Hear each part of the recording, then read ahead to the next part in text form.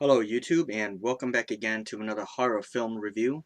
I'm Falagar and I'm here reviewing for the Horror Globe, our shared channel. Um, this is actually a second take. I did this review last night, but I was really tired. The only one that really, I did 3 reviews last night.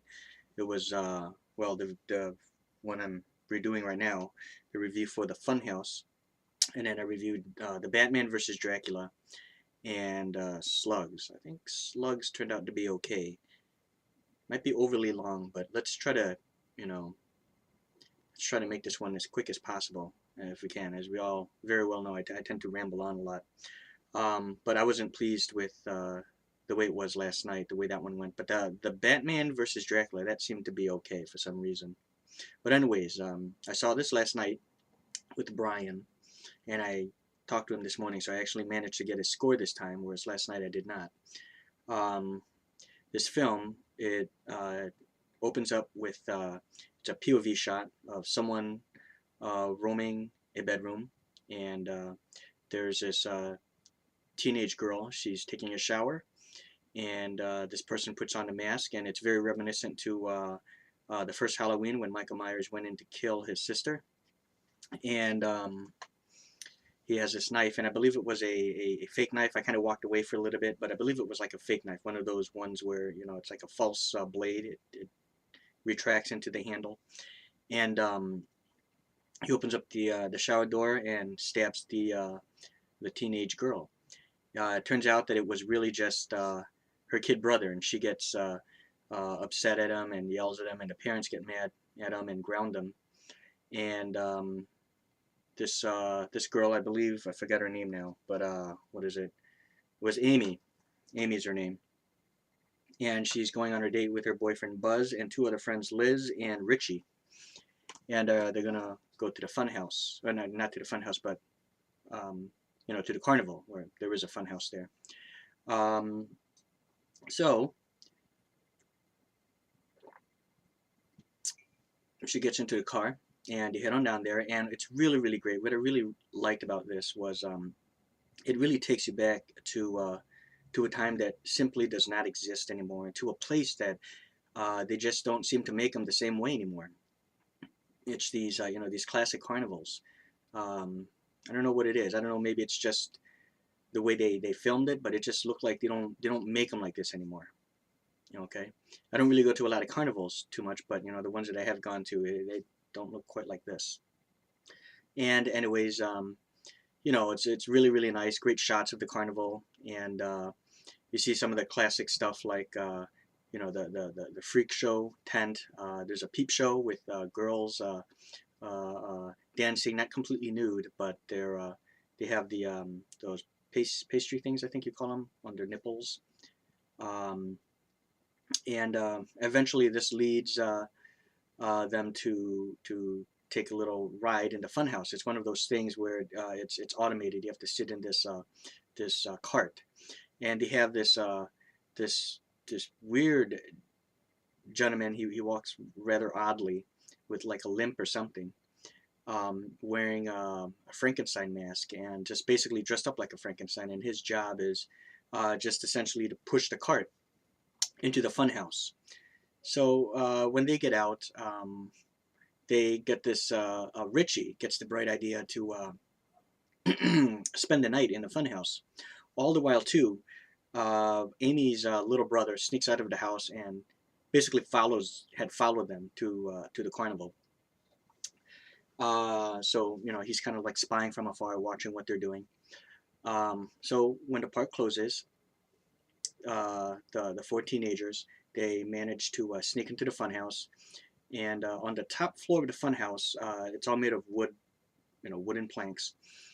They witness the gentleman that's dressed in the Frankenstein outfit in a mask, and a fortune teller there. Her name is Madame Zena. Uh, Basically, it's the Frankenstein monster paying Madame Zena off for basically for a fuck.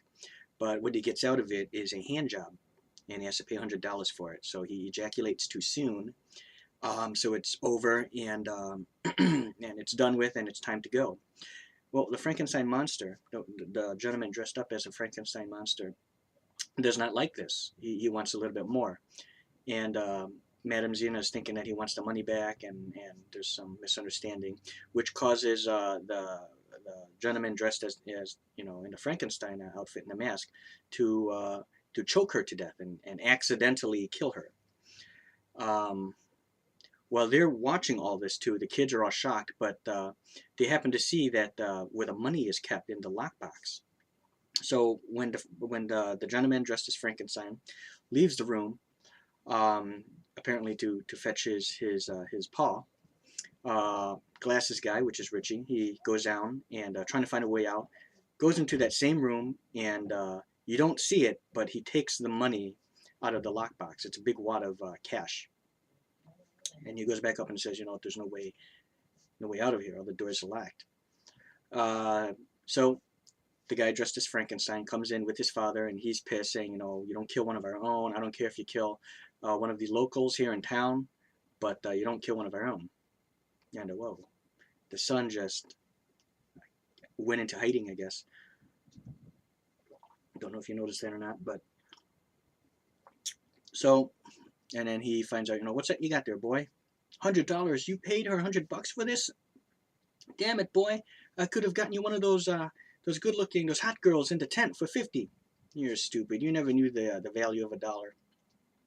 Give me that. Takes it, goes to put the money in the lockbox, and it's empty. What you do with the money? What you do with the money? Where is it, boy? Pissed off at him. And fucking so Richie, he fucks up because he's on the top floor. He leans down for some reason, too far down. I don't know why, but and anyways, on his shirt pocket, his lighter falls out of his pocket and falls through the cracks on the top, hits the ground, and this is when the father realizes that they are not alone. So he takes a lighter and says, "Finders keepers, losers weepers." Tries to get them to come down. They don't listen.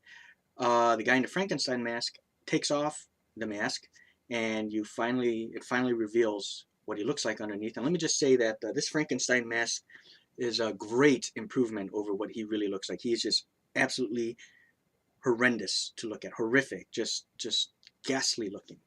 To give you some perspective here, I don't think I have an exact picture here, but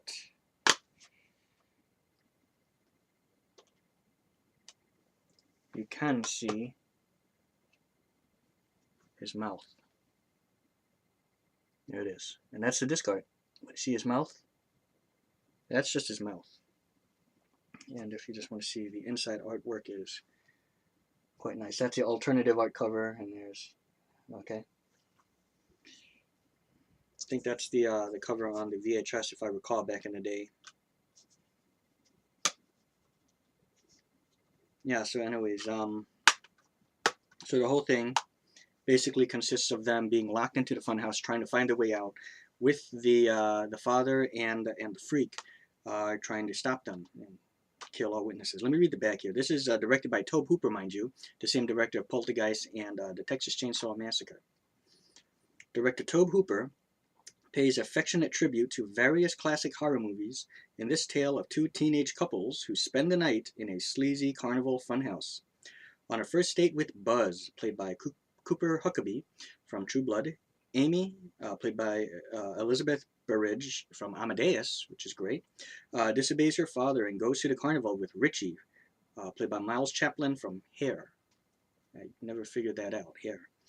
And Liz Largo Woodruff, which apparently must be her first role because she's not credited to anything. But their first date may end up as their last. After witnessing a murder, the four terrified teens are trapped in the maze of the funhouse and stalked by a real monster. A horribly deformed killer who lurks among the freakish exhibits, waiting to butcher them one by one. The Funhouse also stars Sylvia Miles from Midnight Cowboy, and Sylvia Miles, I looked in the credits, she played Madame Xena, and Kevin Conway in 3 roles. Not sure. Okay, and features special makeup designs by Academy Award winner Rick Baker, Guess who did the makeup design for An American Werewolf in London and for Ed Wood. Okay, for special features, we have an audio commentary with director Tobe Hooper. It's great. Moderated by filmmaker Tim Sullivan. Interview with executive producer Mark L. Lester and composer John Beal. Audio interview with actor William Finley. Theatrical trailer, TV spots, and more. So not a whole heck of a lot. Really just a commentary. Film's rated R. Made in 1981 and 96 minutes long, folks. And I really, really enjoyed this film. I thought it was a lot of fun. It really kept me on the edge of my seat, to keep you on the edge of your seat. The killer is just horrific to look at, very different from your typical slasher, whereas normally, you know, these slasher films, you have a guy going around with a knife or a machete or a cleaver or something going after you, killing you. And usually, sometimes, you know, they can talk and very, very charming, such as like, you know, like in Psycho and things like that. But this is just truly just a monster. A slasher film with the monster as the killer, with the father being sort of like the co-pilot to all this, the instigator, I suppose. I really thought the atmosphere, the music, and everything, the mood was just perfect. Everything in the Funhouse, it really, the tone of it, you know, the way, you know, with all the props and all the, you know, the things that pop out of you that's in the Funhouse, and all the mannequins and the automatons and everything just really fit the bill to this film, and it just added to the whole I guess scary atmosphere of the film, and just perfect.